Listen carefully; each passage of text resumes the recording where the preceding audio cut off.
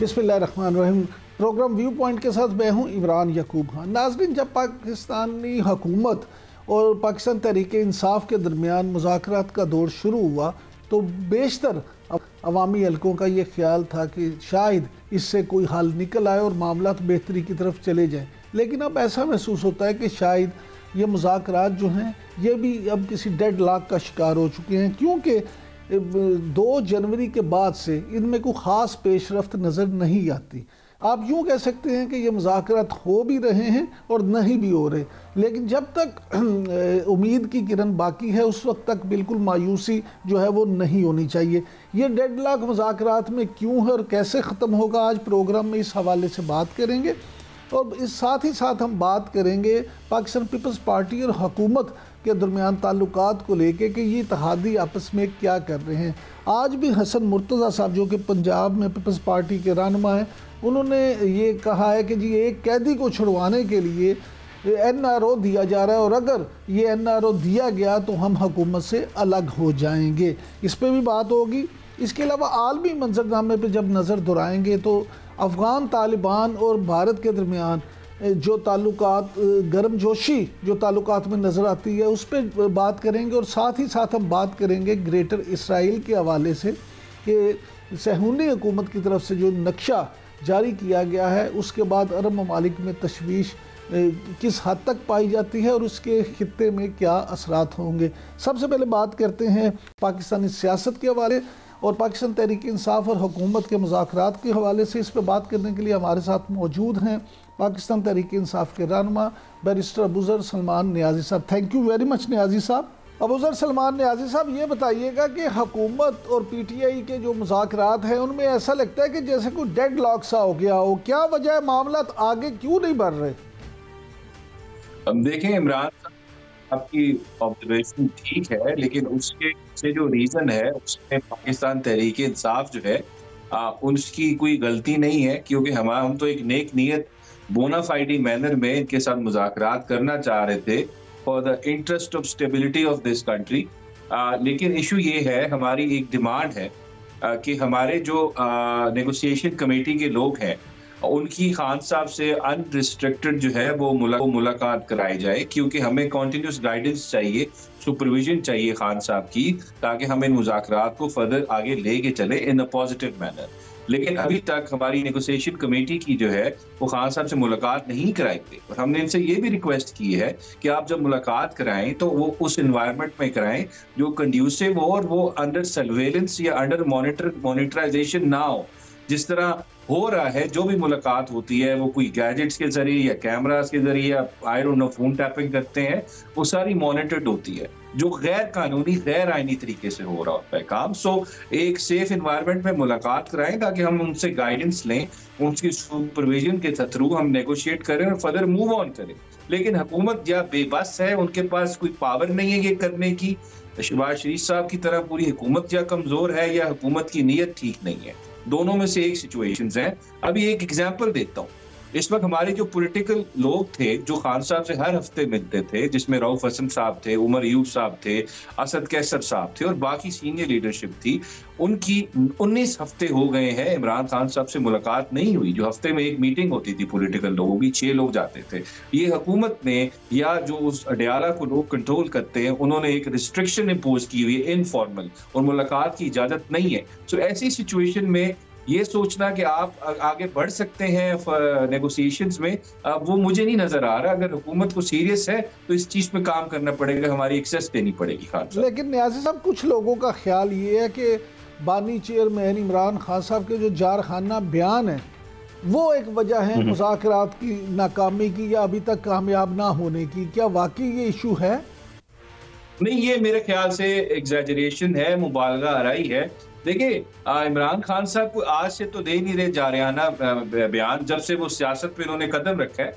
वो एक aggressive politician है, उनकी ये सियासत का जो तरीकाकार है वो यही है। वो स्ट्रेट फॉरवर्ड आदमी है, वो सीधी बात करते हैं और सख्त बात करते हैं, लेकिन वो बात जो करते हैं वो बेसिकली इस सोसाइटी की, इस मुल्क की तारीख की जो हार्श रियलिटीज़ हैं या जो इस मुल्क की तल्ख तारीख है, तो वो एक मैंडेट चोरी की बात करते हैं, लोगों के हकूक़ को तलब करने के बारे में बात करते हैं। वो अभी भी अगर बात करते हैं तो वो फस्तायत के खिलाफ बात करते हैं, लाकानूनियत के खिलाफ बात करते हैं, बुनियादी हकूक़ के सलब होने के खिलाफ बात करते हैं। तो अगर ये सच बातें करना किसी को नागवार गुजरती हैं और उस बिना पे वो आप मुज़ाकरात को जो हम नेक नीति से करना चाहते हैं, सबूताज करना चाहते हैं, तो उसका तो कोई इलाज नहीं है। दिस इज बिल्कुल ये रॉन्गफुल प्रिजम्पशन है कि हम एग्रेसिव हैं और हम खराब कर रहे हैं। देखें, आप चाहते हैं हम बात ना करें, लेकिन आप क्या रुक रहे हैं? अभी मुझे बताएं, अलीमा खान साहिबा की गुफ्तगू किसने व्हाट्सएप चैट लीक की? हुकूमत वक्त के मिनिस्टर ने बैठ के उसके ऊपर प्रेस कॉन्फ्रेंस की और स्क्रीन जो शॉट्स थे वो दिखाए पूरी अवाम को। क्या आप किसी शख्स की प्राइवेट कॉन्वर्सेशन इस तरह लीक कर सकते हैं? नहीं कर सकते। आपको किसने राइट दिया कि किसी की फैमिली मेंबर की आप इस तरह चैट्स लीक करें? आपने गलत काम किया। हुकूमत रुक रही है, हुकूमत वही हरकतें कर रही है 2 साल से कर रही थी, गैर कानूनी गैर आईनी हथकंडे इस्तेमाल करके। हमारे चेयरमैन, उनकी फैमिली या उसके लीडर्स या उसके वोटर्स, वर्कर्स, सपोर्टर्स को ख्वार किया जा रहा है, उनके ऊपर जुल्म किया जा रहा है। तो इसको तो रुकना पड़ेगा। फिर आप ये करते हैं और आप चाहते हैं खान साहब खामोश रहें, अपनी आप हरकतें ठीक कर रहे, खान साहब ठीक हो जाएंगे, वैसी बात नहीं करेंगे। लेकिन न्याज़ी साहब, ये वाइस वर्सा ये भी तो है ना कि कुछ लोगों का ये कहना है कि इमरान खान साहब अगर खामोश रहें या वो इस तरह की बातें ना करें तो हुकूमत भी खामोश हो जाए। यानी दोनों तरफ से ही कोई खामोशी नजर नहीं आ रही, कोई भी रुक नहीं रहा। इमरान साहब, अगर कोई गलत बात है, कोई ऐसी बात जो झूठ पे मबनी है, वो नहीं करनी तो वो नहीं करेगा कोई भी। लेकिन अगर आप ये चाहते हैं कि आप जुल्म भी करें और उसके जवाब में कोई आवाज भी ना उठे, तो ऐसे नहीं होगा। हमेशा आवाज उठेगी और ये इंसान की तारीख में ये लिखा है, जो भी इंसान कोई थोड़ा सा ज़मीर रखता है, जब वो जुल्म देखता है उसके खिलाफ आवाज उठाता है और वो आवाज आएगी। हुकूमत क्योंकि वो पावर में है, उसको बड़ा दिल दिखाना पड़ेगा, वो इस फस्तायत को रोके। न्याज़ी साहब, हुकूमत को तो बड़ा दिल दिखाना पड़ेगा, लेकिन अब तो राना सनाउल्लाह साहब ने ये कहा है कि जी बानी चेयरमैन जो हैं PTI, उनको किसी भी वजह से कहीं और मुंतकिल करने के इम्कानात मौजूद हैं।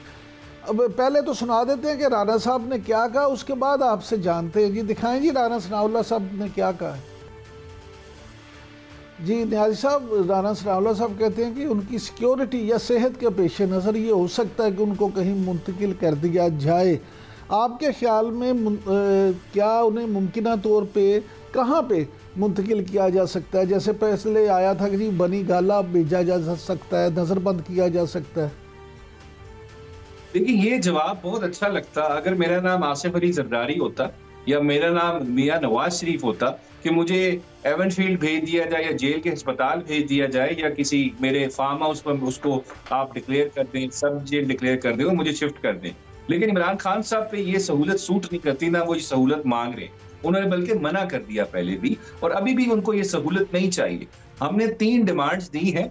सबसे पहली है पॉलिटिकल प्रिजनर्स की रिहाई। उसमें खान साहब ने अपने आप को आखिरी नंबर पर रखा है। पहले नंबर पे उनके वर्कर्स, सपोर्टर्स हैं और बाकी उनकी टॉप लीडरशिप जो जेल में है, जिसमें शाह महमूद कुरैशी साहब, यास्मीन राशिद साहिबा, एजाज चौधरी, महमूद रशीद साहब, उमर चीमा साहब और बाकी लोग हैं। फिर 26 नवंबर पे कमीशन और 9 मई पे कमीशन। ये डिमांड्स हैं। खान साहब की मुंतकिली तो हमारी डिमांड ही नहीं है, ना उनको चाहिए। ये हुकूमत को लगता होगा कि बहुत बड़ी ये फेवर देना चाह रही है करके ये खान साहब मना कर दें अगर आप बाकी चीजों पे नहीं बात करेंगे। और पहली प्रायोरिटी हमारी जो है वो 26 नवंबर का कमीशन है, उसी पे खान साहब जोर दे रहे हैं। हमारे मिसिंग पर्संस, वहां पे कमीशन बनेगा तो बात आगे जाएगी, यही खान साहब ने कहा है। ये फैसिलिटी, मुंतकिली, जेल वाली, घर को सब जेल डिक्लेयर करना, ये मानी ही नहीं रखती खान साहब के लिए, ये बहुत छोटी चीजें हैं। न्याज़ी साहब, मरियम नवाज साहबा जो कि वज़ीर आला पंजाब हैं, उन्होंने कहा कि बाद सियासी जमातों को कुछ बीमारियां लाहक हैं, उनका भी इलाज होना चाहिए। ज़रा सुन ले वो क्या कहती हैं। सुनाए जी, मरियम नवाज क्या कहती हैं। माउथ डिजीज़ की बात की, ये सिर्फ जानवरों को नहीं होती है, इंसानों को भी होती है। जहाँ उनका कदम उठता है तो मुल्क के खिलाफ उठता है, और जब माउथ डिजीज़ क्या है, जब मुंह खुलता है तो गाली गलोच और बदतमीज़ी और बदतहज़ीबी होती है। ना सिर्फ हम जानवरों की बीमारियों का इलाज करेंगे, बल्कि कई ऐसी जमातों को जो बीमारियाँ लाहक है उनका भी अच्छा इलाज करेंगे इंशाअल्लाह ताला। जी न्याज़ी साहब, मरियम नवाज साहिबा तो कह रही हैं कि हम उन सियासी जमातों का भी जानवरों के साथ साथ अच्छा इलाज करेंगे जिनको मुंह की बीमारी है। वो गालिब का शेर था ना, जाके हुआ है शाह का मसाइब फिरे इतराता। तो मरियम नवाज साहिबा को ये चीज याद रखनी चाहिए कि वो फॉर्म 47 के तरफ की थ्रू उनको इस कौम पे मुसल्लत किया गया है। उनकी जमात ने 17 सीटें जीती हैं नेशनल असेंबली में, और वो खुद महर शराफत से 5000 की लीड से इलेक्शन हारी हुई है। उनको ये सीट गिफ्ट की गई है रिगिंग करके। सो बातें वो करें जो उनको सूट करें। जहां तक तहजीब की बात है, तहजीब तो मेरे ख्याल से मुस्लिम लीग नवाज अगर किसी को तहजीब पे लेक्चर देना शुरू कर दे, ये तो वही बात हो गई कि इजराइल जो है लोगों को पीस या स्टेबिलिटी पे या वायलेंस ना करने पे लेक्चर दे। ये मोहतरमा बेनजीर भुट्टो की तस्वीरें इनके वालिद साहब ने तस्वीरें डिस्टॉर्ट करके जो फेंकवाई थी हेलीकॉप्टर से, और हमेशा लोगों के करैक्टर पे बात करना, ये तो मुस्लिम लीग नवाज का एक शेवा है, और बल्कि they are known for it. बात तहरीक इंसाफ कहाँ से आ गई? भाई हमने तो आपको इलेक्शन हराया, लाहौर में 40 में से 44 में से 40 सीटें आप हारे। ये तो अगर आपकी फेवर में धांधली ना की जाती तो आप तो इस वक्त सबसे छोटी पार्टी होता, आप एमक्यूएम से भी छोटी पार्टी थी पाकिस्तान की। तो बातें वो करें जो इनको सूट करें। वो कहते हैं ना कि मोरालिटी जो होती है दो तरह की होती है, जिसपे आप लेक्चर देते हैं, वो होती है जिसपे आप अमल करते हैं। तो बात वो करें जो आपको सूट करे। तो मैं इससे ज्यादा इस बात का जवाब नहीं देता, बहुत ही फजूल बात है। लोग हैं judicial process, electoral process, parliamentary process को इम्प्योर किया है, उसको गंदा किया है। ये मुस्लिम लीग नवाज उस बीमारी का नाम है जिससे हमें छुटकारा हासिल करना है, और तरीका यही है वोट से इनको बाहर फेंके जो इन्होंने प्रोसेस को भी हाईजैक कर लिया इदारों के साथ मिलकर। अच्छा न्याजी साहब, ये फरमाइएगा कि शौकत यूसुफजई साहब जो आपके पीटीआई के रहनुमा, वो कहते हैं कि ये जो तीसरा दौर है मुज़ाकरात का, ये आखिरी दौर भी साबित हो सकता है। तो आपका क्या ख्याल है? फिर इस तरह से तो डेडलॉक नहीं हो जाएगा? देखिए इमरान साहब, मैं आपको बताऊं, वो बात ये सारे लोगों की अप्रीहेंशन है। 31 तारीख तक हमारा टाइम है नेगोशिएशंस को लेके जाने का, लेकिन अगर कोई पॉजिटिव डेवलपमेंट ना हुई, कोई रास्ता ना दिख रहा हुआ, तो जाहिर बात है ये फेल ही होने पर मुज़ाकरात। हुकूमत को पहली हमारी जो डिमांड है उस पर मेरे ख्याल से सोचना चाहिए। इन्होंने हमें रिटर्न डिमांड्स का इन्होंने छोड़ डाल दिया जी, दे, हालांकि जरूरत नहीं थी। इस मुल्क के 5वीं क्लास के बच्चे को भी पता क्या डिमांड थी, सबको पता, चले हमने इनको लिख दी वो।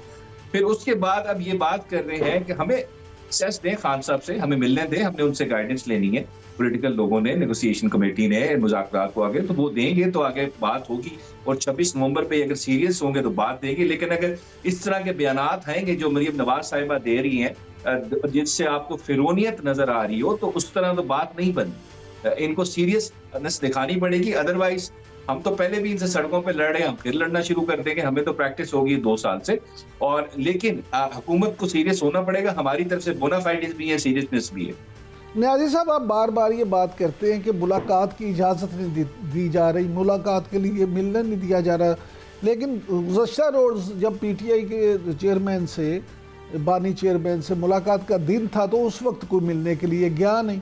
तो ये क्या है? एक तरफ आप कहते हैं इजाज़त नहीं, दूसरी तरफ कोई जाता नहीं।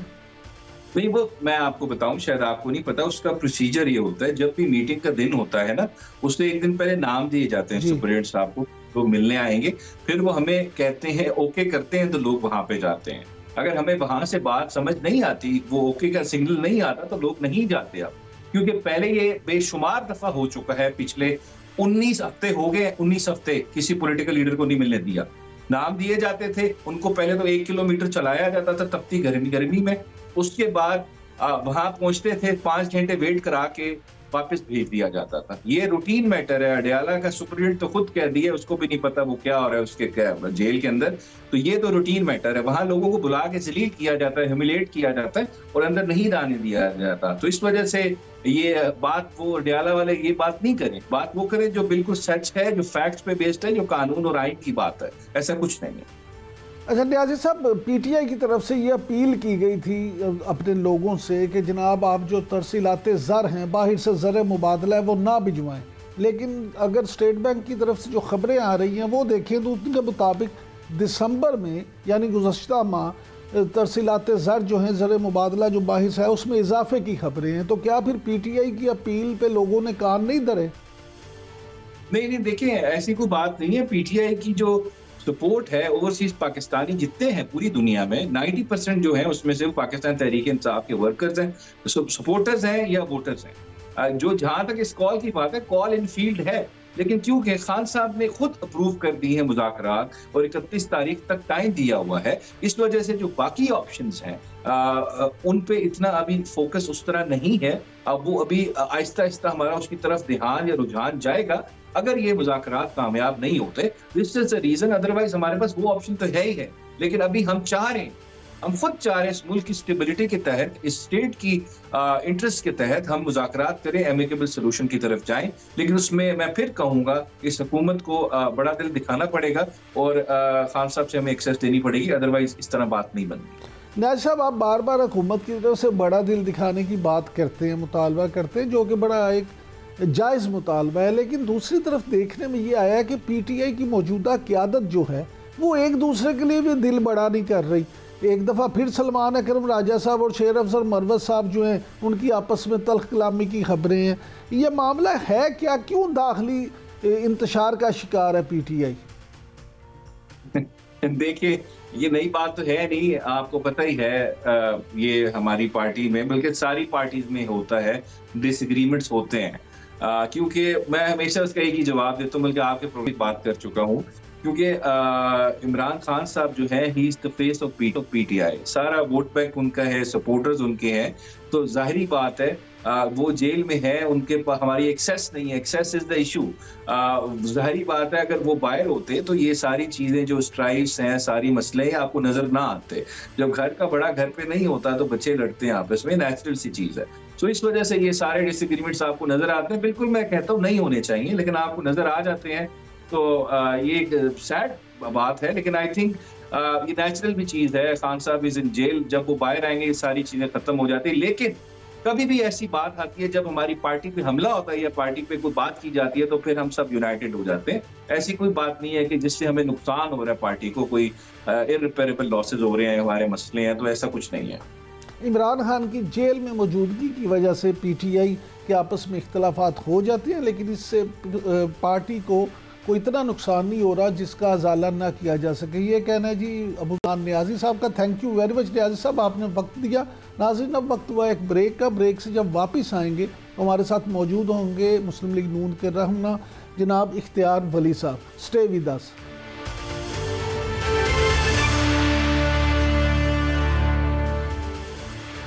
Welcome back.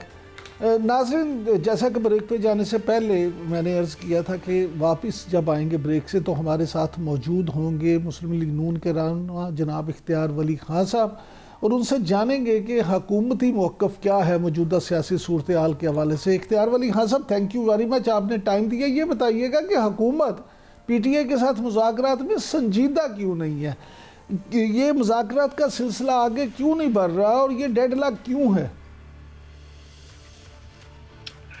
बिस्मिल्लाहिर्रहमानिर्रहीम। बहुत शुक्रिया इमरान याकूब भाई। देखे, हुकूमत अगर संजीदा ना हो तो मेरे ख्याल में हुकूमत के पास संजीदा होने के अलावा कोई दूसरा ऑप्शन है भी नहीं। तो सबसे पहले तो हुकूमत की संजीदगी की बात है। हुकूमत है संजीदा, लेकिन दूसरे फरीक को अपनी संजीदगी दिखानी होगी। मतलब ये कोई बात नहीं थी, दो बातें थी, एक जुडिशल कमीशन की और एक अपना सियासी कैदियों की रिहाई के लिए।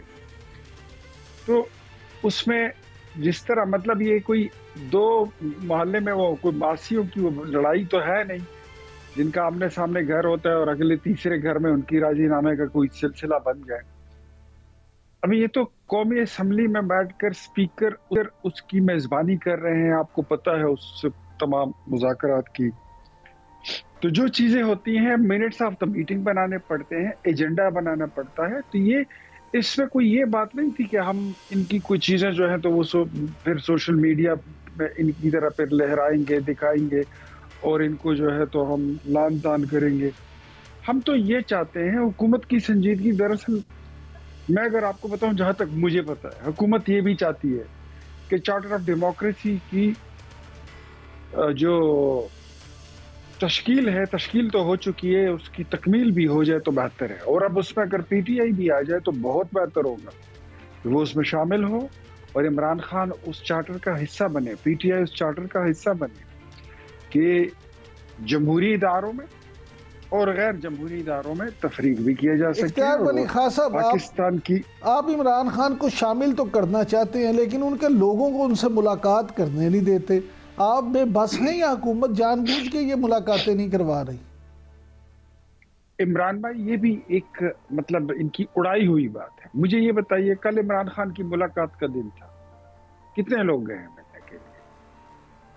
नहीं, वो तो कहते तो हैं अभी आज हमारे प्रोग्राम में आपसे पहले अबूजर सलमान नियाजी साहब कह रहे हैं कि जनाब हम तो जाना चाहते हैं, वो हम उन्हें लिस्ट भिजवाते हैं, वो हमें रिस्पॉन्स ही नहीं करते, तो फिर जाएं कैसे? देखिए, लिस्ट एक और बात है, लेकिन कल उनकी मुलाकात का दिन था, तो ये क्यों नहीं गए? और उनसे इतनी ही बात लेनी पूछ रही थी ना, तो वो उसके लिए जरूरी है कि पूरा लाओ लश्कर आप लेकर जाओ? एक बंदा ही चला जाए, 2 बंदे चले जाओ, इतने ही पूछ लेंगे ये जो 2 मुतालिबात हैं। यार, इतना इख्तियार नहीं है जिस कमेटी के पास। इमरान याकूब भाई, मुझे आप बताएं कि जो बातें मीडिया पे हो रही हैं, सोशल मीडिया पे हो रही है, अखबारों में छप रही हैं, अगर एक कागज पे लिख के आप दे दें तो कौन सा कयामत क्या आएगी? और ये कमेटी के इतने बेइख्तियार मेंबरान, अल्लाह माफी दे, ये क्या है? मतलब आप अंदाजा करें, इमरान खान दूसरे बंदे को इख्तियार देने में इतने बखील हैं, इतने बखील हैं। थोड़ी सी एम्पावर देना उनको, थोड़ा सा इख्तियार दे। ये तो जब बात शुरू होगी उस वक्त फिर पता चलेगा कि कमेटी में कितने इख्तियार हैं, कमेटी में कौन कितना बा इख्तियार है। हुकूमत के तो जो बंदे बैठे हैं उनके पास तो फिर भी इख्तियार हैं, इनसे कई ज्यादा इख्तियार हैं, लेकिन शायद इनके पास वो इख्तियार नहीं है कि ये बात को, मुज़ाकरात को आगे लेके चल सके या चला सके। I don't think so. तो इमरान खान को चाहिए होगा कि वो अपने जो उनकी मुज़ाकराती टीम है उनको थोड़े से इख्तियारात दें, और इख्तियारात की मरकजियत जब तक रहेगी और आप सेंटर ऑफ पावर खुद रहेंगे, तो चीजें जो है जब डिस्ट्रीब्यूट नहीं करेंगे तो ये किसी अच्छी जगह पे नहीं जाती। हाँ साहब, हमेशा ताकत, हाँ साहब, यहाँ सवाल, जितनी आप तकसीम करेंगे ना तो उतनी ही आपकी बढ़ती जाती है। हाँ साहब, यहाँ सवाल ये भी पैदा होता है, आप कुछ नाकदीन जो है वो ये कहते हैं कि क्योंकि पीपल्स पार्टी आपकी इत्तेहादी है और वो नहीं चाहते कि इमरान खान के साथ आपकी कोई डील हो, लिहाजा इसलिए भी हुकूमत पे दबाव है। बल्कि हसन मुर्तज़ा साहब जो पीपल्स पार्टी पंजाब के बड़े ओहदेदार हैं, ज़रा उन सुन लें वो क्या कहते हैं, फिर आपसे सवाल करते हैं। दिखाएं जी हसन मुर्तज़ा साहब ने क्या फरमाया। भाई, आज जो पाकिस्तान का सबसे बड़ा एनआरओ दिया जा रहा है कि आप खान को छोड़ दें, हम आपकी ये हिमायत कर देंगे, मुआवरा है, अदालत, हम किसी एनआरओ को नहीं मानेंगे। उस पे पाकिस्तान पीपल्स पार्टी का बड़ा सख्त मुवक्कफ है। कतन किसी एनआरओ का ना हिस्सा है ना हम हिस्सा बनेंगे। जी हाँ साहब, ये पसे पर्दा क्या चल रहा है, ये एनआरओ वाला क्या मामला है? देखिए, इसमें हसन मुर्तज़ा भाई ने जो बात की है ना, उसमें उनका इशारा हमारी तरफ वो नाकिद नहीं है, और या किसी और तरफ वो नाकिद नहीं है। वो उस तरफ इशारा कर रहे हैं जो पीटीआई ने कुछ दिन पहले एक सिनेरियो डेवलप किया हुआ था। कुछ दिन पहले उठते साथ ही ना वो कहते होते थे कि ये इनमें ये बड़ा मसला है ना, ये पीटीआई वाले ये जहन के बड़े कच्चे हैं, लीडर समेत, ये बड़ी जल्दी मुतासिर हो जाते हैं। आज अगर रात को इन्होंने मिजुलिनी को पढ़ लिया तो ये उसके सुबह आपको उससे मुतासिर मिलेंगे। रात को अगर ये तहरीर चौक का वाक़या पढ़ लें तो सुबह उससे आप उसके किस्से सुनाएंगे। रात को अगर ये इमाम खुमैनी की पढ़ लें या हिटलर की पढ़ लें तो आपको हिटलर को खुमैनी की किस्से सुनाएंगे। ये कुछ दिन पहले इन पे दौरा चढ़ा हुआ था, सुबह उठते साथ ही ना हर कोई लीडर से लेकर कारकुन तक और सोशल मीडिया के कीबोर्ड वॉरियर तक यही कहते होते थे कि देखती आंखों और सुनते कानों, आपको अमेरिका से रिचर्ड पाजी का, ग्रेनेल पाजी का सलाम। तो ये उन दिनों की बात है कि जो उनका मुतालिबा था कि फ्री करें, आज़ाद करें। ये मेरे ख्याल में जो हसन मुर्तज़ा ने जिस कॉन्टेस्ट में बात की है वो उस कॉन्टेस्ट में है। और देखें, पीपल्स पार्टी जो है वो मुज़ाकराती मेज पर हमारे साथ बैठी है। हुकूमत की बड़ी इत्तेहादी है, बिला शुबा के इस वक्त हुकूमत पीपल्स पार्टी की सपोर्ट से ही कायम है और पीपल्स पार्टी मुज़ाकरात का हिस्सा है, लेकिन एनआरओ का जो तासुर है वो लग तो ऐसा रहा है कि इमरान खान साहब जो है तो वो एनआरओ मांग रहे हैं। दो मुज़ाकरात जो है वो तो बज़ाहिर आपको लग रहे हैं कि सामने हैं, लेकिन इख्तियार वली खान साहब यहाँ सवाल ये पैदा होता है कि अभी आपने रिचर्ड पाजी का जिक्र किया, तो 20 जनवरी को जब हलफ ले लेंगे साहब बहादुर तो फिर अमेरिका तो मुदाखलत करेगा। माजी में हेलरी ने, आपको याद है, मियां नवाज शरीफ की रिहाई में अपना किरदार अदा किया था, फिर आप क्या करेंगे? देखिए, नवाज शरीफ को कभी कंपेयर मत करें इमरान खान साहब से, उनका कोई मुकाबला तकाबला। ठीक है, इमरान खान लीडर हैं, उनकी फॉलोइंग है, बस जो है वो है। नवाज शरीफ जो है ना वो एटम बम चलाने वाले वजीर आजम थे, 3 बार मुल्क के वजीर आजम थे। वो चोरी उचक के वो करके वो डाके डाल के वो वजीर आजम नहीं बने थे, अपने वोटों से वजीर आजम बने थे और उनकी बहुत बड़ी कंट्रीब्यूशन है मुस्लिम उम्मा के लिए। फिर इंटरनेशनल रिलेशन में उनका अपना किरदार है, बैनुल-अक़वामी दुनिया में उनका एक मकाम है। वो किसी हॉकी या क्रिकेट स्टार या फिल्म स्टार की तरह मशहूर नहीं है, बहैसियत लीडर उन्होंने, नवाज शरीफ ने अपनी हैसियत मनवाई है। माजी में जो उन पर प्रेशर था तो वो केस भी दुनिया को मालूम था कि वो हकीकत में वो सारा एक झूठ पर मबनी केस था कि जमीन से बैठकर कोई तैयारा अगवा नहीं हो सकता। हाँ साहब, ये तो उस तैयारे में दोस्त, हाँ साहब, मुझे ये एक मिनट दे दें बस, जी जी जी, क्योंकि ये बात अधूरी रह जाएगी। उस जहाज में जिसने फिर केस बनाया था, उस बंदे के अलावा 205 मुसाफिर और बैठे थे। आज तक इमरान भाई आपने भी नहीं देखा होगा कि कोई बंदा उसमें शहादत ही आया है। इमरान खान जिस मामले में और जिस मुकदमे में, जिस जुर्म में कैद है, वो है 9 मई, और 9 मई के वाकयात जो हैं उसके हजारों, एक 9 मई में 100 वारदातें हैं और उन 100 वारदातों की हजारों गवाह मौजूद हैं। तो आज जो रिचर्ड पाजी ने, ग्रेनेल पाजी ने, उधर आज वो कोई प्रेस कॉन्फ्रेंस थी उनकी, आज थी या कल थी, तो किसी ने तो कहा कि इमरान खान की रिहाई का नारा लगाने, उसने कहा just shut up and get lost. तो मेरे ख्याल में ये सारी पीटीआई को जवाब मिल गया है। एक शटअप कॉल जो है वो रिचर्ड पाजी की तरफ से मिल चुकी है। अब आप पूछिए। जी हाँ साहब, मैं ये कह रहा था कि ये तो एक लंबी बहस है कि कौन ज़्यादा मकबूल है, कौन नहीं है, मियां नवाज शरीफ का क्या किरदार है, इमरान खान का किरदार है। हम ये किरदार तो इस वक्त डिस्कस नहीं कर रहे, इसमें तो कोई शक नहीं कि मियां साहब 3 दफ़ा वज़ीर आज़म रहे, मियां साहब ने एटम बम किया, धमाका किया। उसी तरह इमरान खान की आप चाहे क्रिकेट में कहें बड़ी खिदमात है, फिर शौकत खाना में बला बला बला बहुत सारी चीज़ें हैं। आपको उनसे इख्तलाफ हो सकता है, लेकिन दोनों की मकबूलियत के अपने अपने म्यार हैं, दोनों के फॉलोअर हैं। सवाल ये है कि मुशाहिद हुसैन सैयद जो कि आपके पुराने साथी हैं, वो डिप्लोमेट जो हैं, उनको बड़ा समझते हैं, उनका ये कहना है और मानना है कि अमेरिका की तरफ से प्रेशर आएगा। मैं तो हुकूमती पार्टी के एक रुकन के तौर पे आपसे ये जानना चाहता हूँ कि अगर अमेरिका से प्रेशर आता है इमरान खान की रिहाई पे, तो हुकूमत ने इस हवाले से क्या पॉलिसी बनाई है? हुकूमत पर पॉलिसी तो यही है, वही है जो नवाज शरीफ के दौर में थी।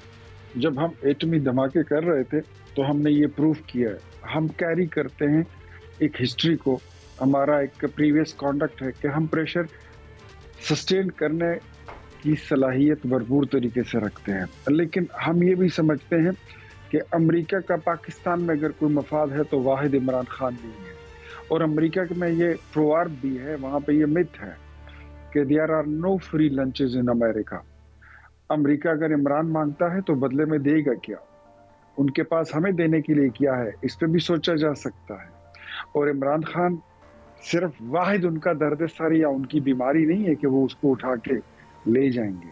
आपने देखा है कि गुज़श्ता कई साल से उनका एक और जो बंदा जिसमें उनकी बड़ी, इमरान खान से मेरे ख्याल में ज्यादा दिलचस्पी है, शकील खान अफरीदी की बात कर रहा हूँ जी जी, तो वो अभी तक उसको भी नहीं ले जा सके हैं।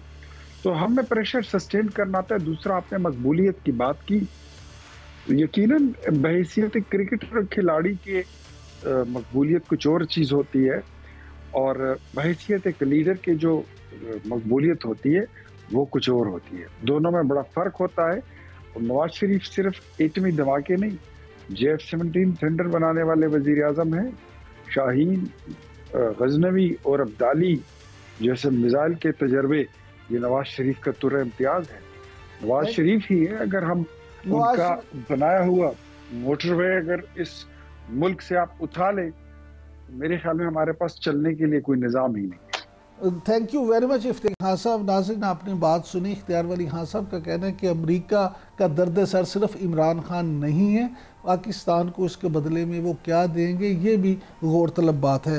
नाज़रीन, अब वक्त हुआ है ब्रेक का। ब्रेक से जब वापस आएंगे तो आलमी हवाले से देखेंगे कि अफ़गान तालिबान और इंडिया के ताल्लुकात किस तरह से आपस में बढ़ रहे हैं, और फिर ग्रेटर इसराइल का जो नक्शा जारी किया गया इससे अरब ममालिक में क्या तशवीश पाई जाती है। और हमारे साथ मौजूद होंगे इस हवाले से बात करने के लिए आलमी अमूर के माहिर डॉक्टर कमर चीमा साहब। Stay with us.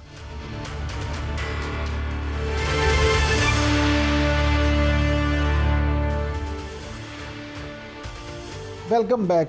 नाज़रीन, अफ़गान तालिबान की भारत से बढ़ती हुई कुर्बत जो है ये पाकिस्तान के लिए किस हद तक तशवीशनाक है और उसके खित्ते पर क्या असरात होंगे, प्रोग्राम के इस हिस्से में हम इस पर गुफ्तगू करेंगे। और साथ ही साथ गुफ्तगू करेंगे कि सहूनी हुकूमत की तरफ से ग्रेटर इसराइल का जो नक्शा भी जारी कर दिया गया है, इससे अरब ममालिक में जो तशवीश पाई जाती है उसके हवाले से, और फिर क्या वाकई ही ग्रेटर इसराइल का मंसूबा जो है वो ऑन ग्राउंड कामयाब होता नज़र आता है। इन सारे अमूर पर बात करने के लिए आज हमारे साथ मौजूद हैं माहिर आलमी अमूर जनाब डॉक्टर कमर चीमा साहब। Thank you very much Cheema साहब आपके वक्त का। सबसे पहले चीमा साहब ये फरमाइएगा कि अफ़गान तालिबान जो इंडिया के साथ प्यार की पींगे इतनी बढ़ा रहे हैं, तो आपके ख्याल में अफ़गान तालिबान का ये जो बढ़ता हुआ मोहब्बत और प्यार का ताल्लुक़ है इंडिया के साथ, इसका खित्ते पे क्या असर होगा? जी बहुत शुक्रिया। देखें, पहली बात तो ये है कि अफ़गान तालिबान पिछले कुछ सालों से, जब से वो अमेरिका और बाकी दुनिया से डील कर रहे थे और उनका रुझान ज़्यादातर कतर और UAE की तरफ चला गया था, तब से उन्होंने अपनी जो डिप्लोमेसी है उसको ज़रा एक इफ़ेक्टिव बनाना शुरू कर दिया। इसी सिलसिले में इंडिया तक भी आउटरीच होगी और इंडिया ने यह महसूस किया कि 15 अगस्त 2021 के बाद ये जो पाकिस्तान के साथ जो अफ़गान तालिबान की दूरियां हैं वो उसका उन्होंने फ़ायदा उठाने की कोशिश की। और आपको पता है कि अफ़गान तालिबान इस चीज़ को कहते हैं कि उनके लिए TTP जो कि एक दहशतगर्द जमात है वो ज़्यादा अहमियत रखती है एज़ कम्पेयर टू पाकिस्तान। सो अगर आपको याद हो, थोड़े दिन पहले जब इंडिया की जो मिनिस्ट्री ऑफ एक्सटर्नल अफेयर ने भी कहा कि जी कुछ स्ट्राइक्स हुई हैं अफगानिस्तान के अंदर तो वो नहीं होनी चाहिए थी, पाकिस्तान पे तनकीद की, गो कि पाकिस्तान इसकी ऑफिशियली तस्दीक नहीं करता ऐसी स्ट्राइक्स की। लेकिन जो बात आप कर रहे हैं कि ये राब्ते क्यों बढ़ रहे हैं, गैप है जी बहुत ज़्यादा। वो समझते हैं भारत और पाकिस्तान और अफगानिस्तान के दरमियान जो गैप है, इस गैप का फ़ायदा उठाया जाए। और इसमें वो दुबई में अफगानिस्तान के फॉरेन मिनिस्टर और इंडिया के फॉरेन सेक्रेटरी विक्रम मिश्री की मुलाकात हुई है। कह तो वो ये रहे हैं कि हम अफगानिस्तान में डेवलपमेंट करना चाहते हैं, लेकिन इसी की आड़ में जब वहाँ पे ह्यूमैनिटेरियन असिस्टेंस होगी, डेवलपमेंट होगी, तो इंडिया अपने नेटवर्क्स जो है जो कि उनको दोबारा इंस्टॉल करेगा ताकि वो यहाँ पे बैठ के पाकिस्तान को मज़ीद डिस्टेबलाइज कर सके अपनी प्रॉक्सीज़ के ज़रिए, जो भले वो बलोच मिलिटेंट ऑर्गेनाइजेशंस हों, भले वो TTP हो, इनको वो ज़रूर दोबारा रीएक्टिवेट करना चाहता है। पहले वो रिमोटली।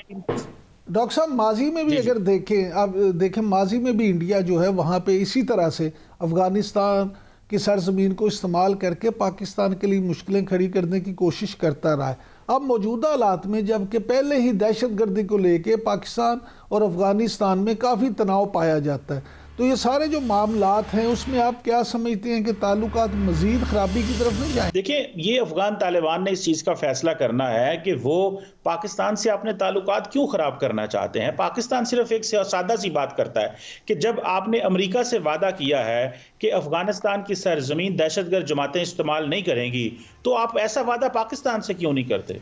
आप क्यों ऐसी दहशतगर्द जमातों को पनाह दे के बैठे हुए हैं जो पाकिस्तान पे हमले करते हैं? अगर TTP और अलकायदा अमेरिका पे हमला करे उनको तो आप गारंटीज देते हैं कि नहीं जी आपके इंटरेस्ट के और आपके एसेट्स के खिलाफ कोई काम नहीं होगा।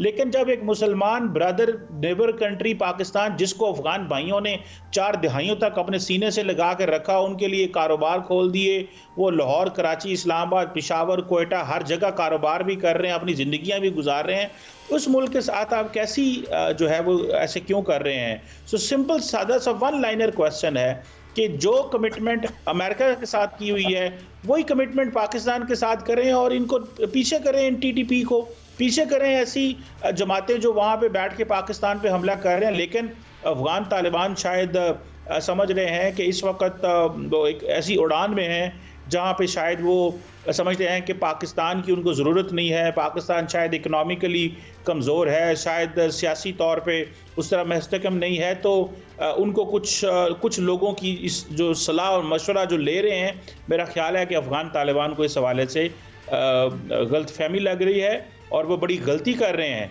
वो दोनों मुल्कों के लोगों को दूर करके बहुत गलती कर रहे हैं और मैं समझता हूं कि अफगानिस्तान की कारोबारी बरादरी को कोशिश करनी चाहिए कि वो प्रेशराइज करें अफगान तालिबान को और उनको कहें कि क्यों दोनों मुल्कों के कारोबार। डॉक्टर साहब, अफगान तालिबान तो गलती कर रहे हैं इस तरह का काम करके, लेकिन क्या आप समझते हैं कि इसराइल, ग्रेटर इसराइल का नक्शा जारी करके इसराइली हुकूमत भी कोई गलती कर रही है और अरब ममालिक में जो तशवीश पाई जाती है उससे वहाँ भी हालात मज़ीद ख़राब हो सकते हैं? देखिए, जो ग्रेटर इजराइल का नक्शा है वो तो बेसिकली जो सिचुएशन इमरान यकूब साहब डेवलप हुई है, और वो सिचुएशन ये डेवलप हुई है कि वो समझते हैं कि शाम उनके कंट्रोल में आ गया है। वो समझते हैं कि जितनी भी ईरान की प्रॉक्सीज थी, वो भले हिजबुल्लाह हो या हमास हो, ये सारी की सारी इस वक्त कंप्रोमाइज़ हो गई हैं। शाम को उन्होंने जो है वो अपनी मर्ज़ी से कुछ लोगों को वहाँ पे HTS की हुकूमत आ गई है, जो कि सोच भी नहीं सकता था। जिस शख्स के ऊपर $10 मिलियन की जो पेनल्टी थी वो आज शाम का मालिक बन के बैठ गया है। सो सवाल ये पैदा होता है कि ये समझते हैं कि ये एक माहौल ऐसा बन गया है कि इस माहौल के अंदर अब उन्हें एक ग्रेटर इजराइल चाहिए। उन्होंने अपने बॉर्डर जो हैं वो कह रहे हैं जी कि गोलान हाइट्स के ऊपर इजराइल ने जो है वो चढ़ाई कर दी है। अब तो नया कि जी जॉर्डन का कुछ हिस्सा भी हमारा है, लेबनान का कुछ हिस्सा भी हमारा है, शाम भी हमारा है, जो है ईरान, इराक, और इसको वो समझते हैं ये एक्सेस ऑफ ईवल है और हमें इसको ख़त्म करके यहाँ पे अपनी मर्ज़ी की हुकूमतें ला के हमें जो है वो इंडिया तक पहुँचना है। ये मैप जो इजराइल के प्राइम मिनिस्टर बेंजामिन नेतन्याहू ने यूनाइटेड नेशंस में इस साल सितंबर में स्पीच करते हुए मैप दिखाया था। सो सवाल यह है कि ये बहुत बड़ा ग्रेटर डिज़ाइन है, लेकिन क्वेश्चन ये है कि यहाँ पे देखना है कि इंटरनेशनल अदारे कहाँ पे खड़े हैं इमरान साहब, बैनुल-अक़वामी इंटरनेशनल लॉ कहाँ पे खड़ा है, बैनुल-अक़वामी अदारों की रिट कहाँ पे खड़ी है। और एक तरफ हम ये कहते हैं कि दुनिया में जो सॉवरेनिटी का जो कॉन्सेप्ट है उसकी रिस्पेक्ट करनी चाहिए, लेकिन एक तरफ आप शाम जैसा मुल्क जिसकी अपनी सॉवरेनिटी कोई नहीं रही, कि कहीं पे टर्की का कंट्रोल है, कहीं पे जो है वो कुर्द्स का कंट्रोल है, कहीं पे इजराइल का कंट्रोल है, मुल्क के अंदर आपने नॉन स्टेट एक्टर्स को हुकूमत करने के लिए बिठा दिया है। सो मैं समझता हूँ ये जो एग्जाम्पल सेट की जा रही है ये कोई दुनिया के लिए मुनासिब एग्जाम्पल नहीं है और मेरा ख्याल है कि पछतावा होगा। चीमा साहब, पछतावा तो होगा जेल, लेकिन आपने जैसे बात की आलमी इदारों की और बड़ी आलमी कुव्वतों की, तो आपको नहीं ये लगता, क्योंकि कुछ तज्जिया कार जो हैं उनका ये मानना है कि ट्रंप ने इलेक्शन जीतने के बाद और अपनी इलेक्शन कैंपेन में एक ऐसी फ़िज़ा बना दी है कि माइट इज़ राइट, जैसे ही अब वो तकरीरें कर रहे हैं कि जी कनाडा जो है उस पर, पनामा पे, कनाडा पे और दूसरे ममालिक जो हैं वो अमेरिका का हिस्सा होना चाहिए और ये होना चाहिए। उसी तरह से इसराइल जो है उसको भी अलाशरी मिली है और इसराइल जो वो कहता है ग्रेटर इसराइल। ये ही सूरत हाल होगी तो रूस कहेगा फिर यूक्रेन हमारा है। यूरोपीय यूनियन में भी सारी तशवीश पाई जा रही है। तो इस तरह तो फिर ये होगा कि जो जिसके पास कुव्वत होगी वो दूसरे मुल्कों पे कब्जा कर देगा, फिर चीन जो है वो भी ताइवान पे बैठ जाएगा। तो इससे तो नया एक नई जंग या नया मसला नहीं छिड़ जाएगा पूरी दुनिया में?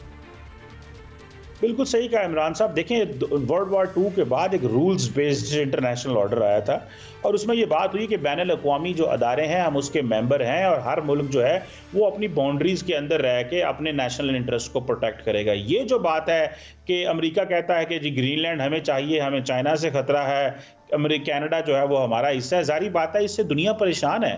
कल भी यूरोपियन यूनियन के ममालिक ने ये कहा है कि ये कोई अच्छा तरीका या अच्छी तर्ज नहीं है, लेकिन मेरा ख्याल है कि ये कुछ ऐसे लीडर्स होते हैं सर, और ये उनका बेसिकली तरीकाकार होता है सियासत का, लेकिन रिस्पॉन्सिबल मुल्कों की जो रिस्पॉन्सिबिलिटीज़ भी ज़्यादा होती हैं, सो उनको इस तरह की बात नहीं करनी चाहिए। वो मेरा ख्याल है प्रेशर डाल रहे हैं कनाडा के ऊपर, वो प्रेशर डाल रहे हैं डेनमार्क के ऊपर कि ग्रीनलैंड हमें दे दें। मैं समझता हूँ कि ये ऐसी हरकतों से, ऐसे जो स्टेटमेंट्स हैं, इससे ज़ाहिरी बात है दुनिया में एक बदअमनी पैदा होगी, इंटरनेशनल लॉ और बैनुल अक़वामी अदारे जो हैं वो अंडरमाइन होंगे। मैं समझता हूँ कि इसके ऊपर जो बड़ी ताकतें हैं उनके ऊपर बोलना चाहिए, चाइना को भी बोलना चाहिए। चाइना आपको पता है कम ही बोलता है इंटरनेशनल इश्यूज़ के ऊपर और बड़ा डिफेंसिव किस्म की अपनी अप्रोच रखता है। सो वो समझते हैं कि अमेरिकन अगर गलतियाँ कर रहे हैं तो उनको गलतियाँ करने दें। ये अगर यूरोपियन यूनियन और अमेरिका के दरमियान कोई दरार पड़ रही है तो पड़ने दें, खुद ही दुनिया के सामने ये एक्सपोज होंगे, गलतियां करेंगे और हम अपना कारोबार करते रहें। सो मैं समझता हूँ कि ये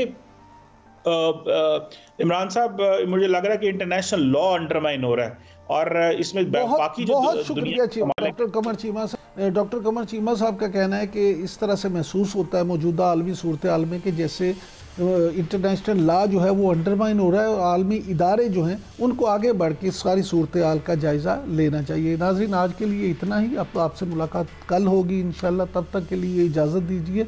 अल्लाह निगहबान।